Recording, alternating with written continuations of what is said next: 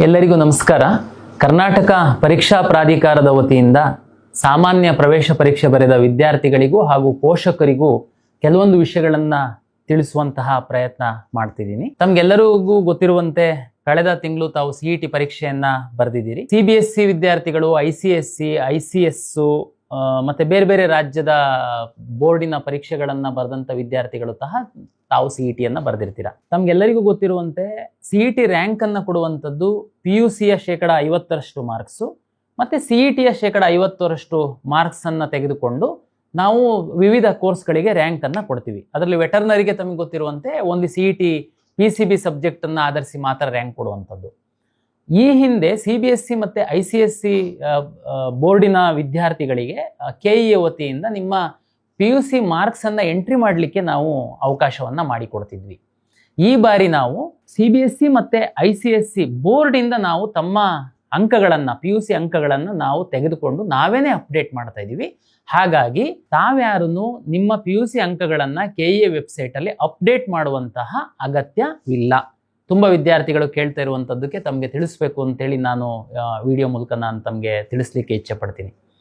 ಬೇರೆ ರಾಜ್ಯದ ವಿದ್ಯಾರ್ಥಿಗಳು ಕೆಲವರು ಇದ್ದಾರೆ. ಅಂದ್ರೆ ಬೇರೆ ಬೇರೆ ರಾಜ್ಯದ ಬೋರ್ಡ್ ಪರೀಕ್ಷೆ, ಅಂದ್ರೆ ಉದಾಹರಣೆಗೆ ಹೊರನಾಡು ಕನ್ನಡಿಗರು, ಗಡಿನಾಡು ಕನ್ನಡಿಗರು ಏನಿದ್ದೀರಾ, ತಾವು ಬೇರೆ ರಾಜ್ಯದ ಬೋರ್ಡಿನ ಪರೀಕ್ಷೆಯನ್ನ ಬರೆದಿರ್ತೀರಾ. ಆ ರಾಜ್ಯದ ಬೋರ್ಡಿಂದ ಎಲ್ಲ ನಾವು ಮಾಹಿತಿ ಪಡೆಯುವಂಥದ್ದು ಕಷ್ಟ ಆಗಿರೋದ್ರಿಂದ ತಮ್ಗಳಿಗೆ ಮಾತ್ರ ನಾವು ಲಿಂಕ್ ಅನ್ನ ಬಿಟ್ಟಿದ್ದೀವಿ ನಿಮ್ಮ PUC ಅಂಕಗಳನ್ನ ಅಪ್ಡೇಟ್ ಮಾಡುವಂಥದ್ದಕ್ಕೆ.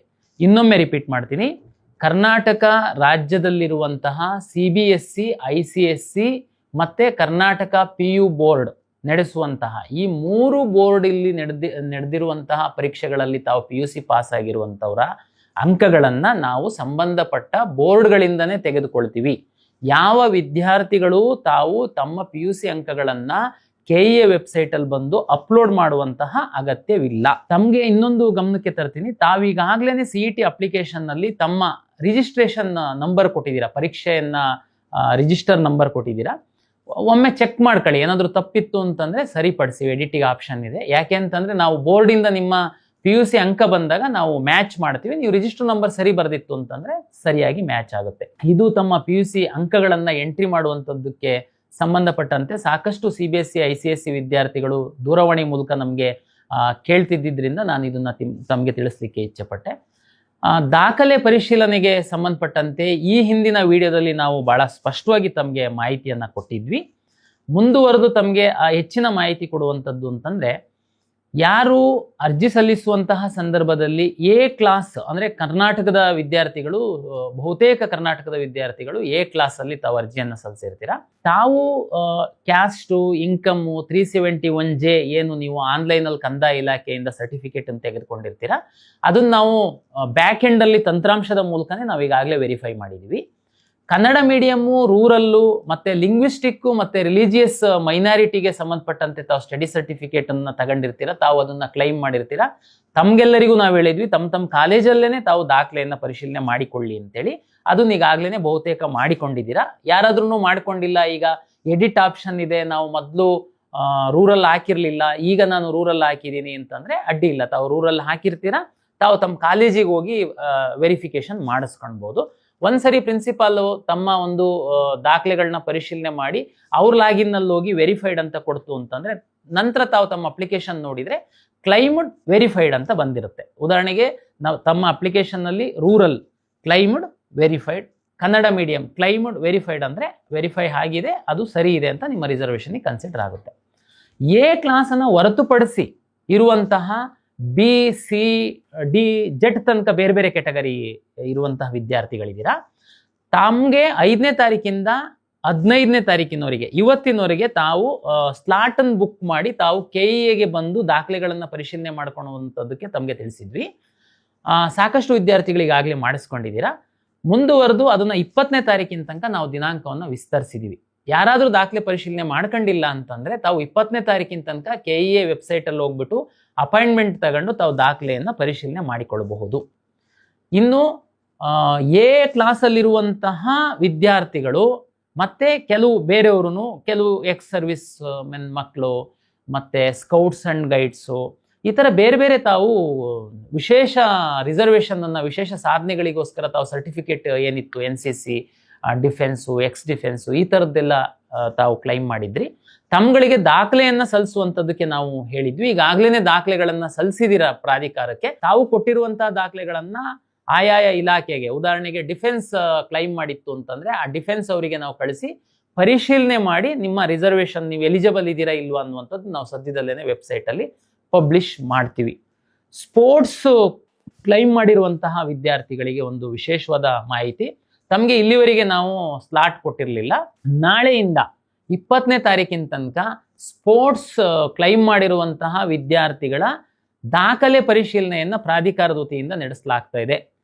ಯುವಜನ ಮತ್ತು ಕ್ರೀಡಾ ಇಲಾಖೆ ಅಧಿಕಾರಿಗಳು ಇಲ್ಲಿ ಬಂದು ನೀವು ಏನು ರಾಜ್ಯ, ರಾಷ್ಟ್ರ ಮತ್ತು ಅಂತಾರಾಷ್ಟ್ರೀಯ ಮಟ್ಟದಲ್ಲಿ ತಾವು ಏನು ಸರ್ಟಿಫಿಕೇಟು ಮೆಡಲ್ಸ್ ಪಡೆದಿರ್ತೀರಾ ಆ ದಾಖಲೆಗಳನ್ನು ನೀವು ತೆಗೆದುಕೊಂಡು ಬಂದರೆ ಅವರು ಪರಿಶೀಲನೆ ಮಾಡಿ ತಾವು ಸ್ಪೋರ್ಟ್ಸ್ ಕೋಟಾದಲ್ಲಿ ಸೀಟ್ ಪಡಿಲಿಕ್ಕೆ ಎಲಿಜಿಬಲ್ ಇದ್ದೀರಾ ಇಲ್ವಾ ಅನ್ನುವಂಥದ್ದನ್ನ ತಿಳಿಸ್ತಾರೆ. ದಯಮಾಡಿ ಸ್ಪೋರ್ಟ್ಸ್ ಕ್ಲೈಮ್ ಮಾಡಿರುವಂತಹ ವಿದ್ಯಾರ್ಥಿಗಳು ತಾವು KEA ವೆಬ್ಸೈಟಲ್ಲಿ ಹೋಗಿ ನಾಳೆಯಿಂದ ತಾವು 20ನೇ ತಾರೀಕಿನ ತನಕ ಅಪಾಯಿಂಟ್ಮೆಂಟ್ ತಗೊಳ್ಬೋದು. ತಾವು ಅಪಾಯಿಂಟ್ಮೆಂಟ್ ತಗೊಂಡು ಪೂರಕ ದಾಖಲೆಗಳೊಂದಿಗೆ ತಾವು ಕರ್ನಾಟಕ ಪರೀಕ್ಷಾ ಪ್ರಾಧಿಕಾರದ ಕಚೇರಿಗೆ ಬಂದರೆ ನಾವು ದಾಖಲೆಯನ್ನು ಪರಿಶೀಲನೆಯನ್ನು ಮಾಡ್ತೀವಿ.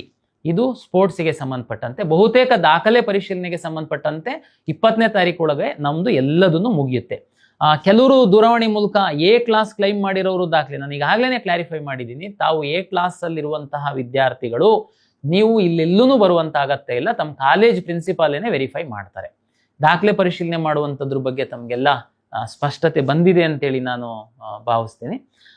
ಜೊತೆಗೆ ತಾವು ಇತ್ತೀಚೆಗೆ ಮಾಧ್ಯಮಗಳಲ್ಲಿ ನೋಡಿರ್ಬೋದು, ಕರ್ನಾಟಕ ಪರೀಕ್ಷಾ ಪ್ರಾಧಿಕಾರ ಮೊಬೈಲ್ ಆ್ಯಪನ್ನು ಸಹ ರಿಲೀಸ್ ಮಾಡಿದೆ. ತಾವು ದಯಮಾಡಿ ಮೊಬೈಲ್ ಆ್ಯಪನ್ನು ಡೌನ್ಲೋಡ್ ಮಾಡಿ. ನಮ್ಮ ವೆಬ್ಸೈಟಲ್ಲಿ ಲಿಂಕು ಮತ್ತು QR ಕೋಡ್ ಇದೆ. ನಾವು ಯಾವುದೆಲ್ಲ ಹೊಸ ಹೊಸ ಮಾಹಿತಿಗಳು ಬರುತ್ತೆ ತಮಗೆ ಮುಟ್ಟಿಸ್ಬೇಕು ಅಂತೇಳಿದೆ ಅದನ್ನು ನಾವು ಈ ಮೊಬೈಲ್ ಆ್ಯಪಲ್ಲಿ ಅಪ್ಲೋಡ್ ಮಾಡ್ತಾ ಇರ್ತೀವಿ. ನಿಮಗೆ ನೋಟಿಫಿಕೇಶನ್ ಡಿಸ್ಪ್ಲೇ ಆಗುತ್ತೆ, ಅದರಿಂದ ನಿಮಗೆ ಸಹಾಯ ಆಗುತ್ತೆ ಅಂತೇಳಿ ನಾನು ಭಾವಿಸ್ತೀನಿ. ಜೊತೆಗೆ ಈಗೇನು ತಾವು ನೋಡ್ತಾ ಇದ್ದೀರಾ ಯೂಟ್ಯೂಬ್ ಚಾನಲ್ಲು, ನಾವು ವಿದ್ಯಾರ್ಥಿಗಳು ಮತ್ತು ಪೋಷಕರಿಗೆ ಮಾಹಿತಿಗೋಸ್ಕರ ನಾವು KEA ವತಿಯಿಂದ ಅಧಿಕೃತವಾಗಿ ಈ ಯೂಟ್ಯೂಬ್ ಚಾನಲನ್ನು ಶುರು ಮಾಡಿದ್ದೀವಿ.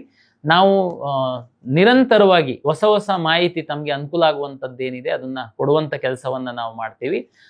KEA ಯೂಟ್ಯೂಬ್ ಚಾನಲ್ಗೆ ಸಹ ತಾವು ಸಬ್ಸ್ಕ್ರೈಬ್ ಆಯಿತು ಅಂತಂದರೆ ನಿಮಗೆ ಒಳ್ಳೆ ರೀತಿಯ ಸರಿಯಾದ ಮಾಹಿತಿ ಸಿಗುವಂಥದ್ದಕ್ಕೆ ಸಹಾಯ ಆಗುತ್ತೆ. ತುಂಬ ವಿದ್ಯಾರ್ಥಿಗಳಿಗೆ ರಿಸಲ್ಟ್ ಬಗ್ಗೆ ಕುತೂಹಲ ಇದೆ.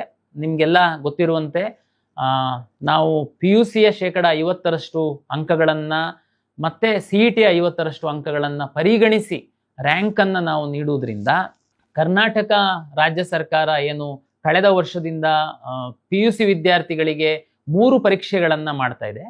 ನಾವೀಗಾಗಲೇ ತೀರ್ಮಾನ ಮಾಡಿರುವಂತೆ ಬೆಸ್ಟ್ ಆಫ್ 2 ತಾವು ಈಗಾಗಲೇ ಒಂದು ಪರೀಕ್ಷೆ ಬರೆದಿದ್ದೀರಾ, ಇನ್ನೊಂದು ಪರೀಕ್ಷೆ ಬರೆದು ಈಗ ವ್ಯಾಲ್ಯೂಯೇಷನ್ ನಡೀತಾ ಇದೆ. PU ಬೋರ್ಡಿನ, ಕರ್ನಾಟಕ ರಾಜ್ಯದ PU ಬೋರ್ಡಿನ 2ನೇ ಪರೀಕ್ಷೆಯ ಫಲಿತಾಂಶ ಪ್ರಕಟವಾದ ನಂತರ ಅವರು ನಮಗೆ ಬೆಸ್ಟ್ ಆಫ್ 2ದು ರಿಸಲ್ಟನ್ನು ಕೊಡ್ತಾರೆ. ಆ ಮಾರ್ಕ್ಸನ್ನು ತೆಗೆದುಕೊಂಡು ನಾವು CET 50% ತಗೊಂಡು ನಾವು ರಿಸಲ್ಟ್ ಬಿಡುವಂಥದ್ದು. ಹಾಗಾಗಿ ನಮ್ಮ ಕಡೆಯಿಂದ ಎಲ್ಲ ಪ್ರಕ್ರಿಯೆ ಮುಗಿದಿದೆ. ನಾವು PU 2ನೇ ಪರೀಕ್ಷೆಯ ಫಲಿತಾಂಶ ಪ್ರಕಟವಾದ ನಂತರ ಅವರು ನಮಗೆ ಡಾಟಾ ಕೊಟ್ಟ ನಂತರ ನಾವು ರಿಸಲ್ಟನ್ನು ಬಿಡುಗಡೆ ಮಾಡ್ತೀವಿ. ತಾವು ಈ ಮುಂದಿನ ವಾರದಲ್ಲಿ ಆ ಎಲ್ಲ ಪ್ರಕ್ರಿಯೆ ಮುಗಿಯುವಂತಹ ಸಾಧ್ಯತೆ ಇದೆ. ಹಾಗಾಗಿ ತಾವು ಈಗ ಸದ್ಯ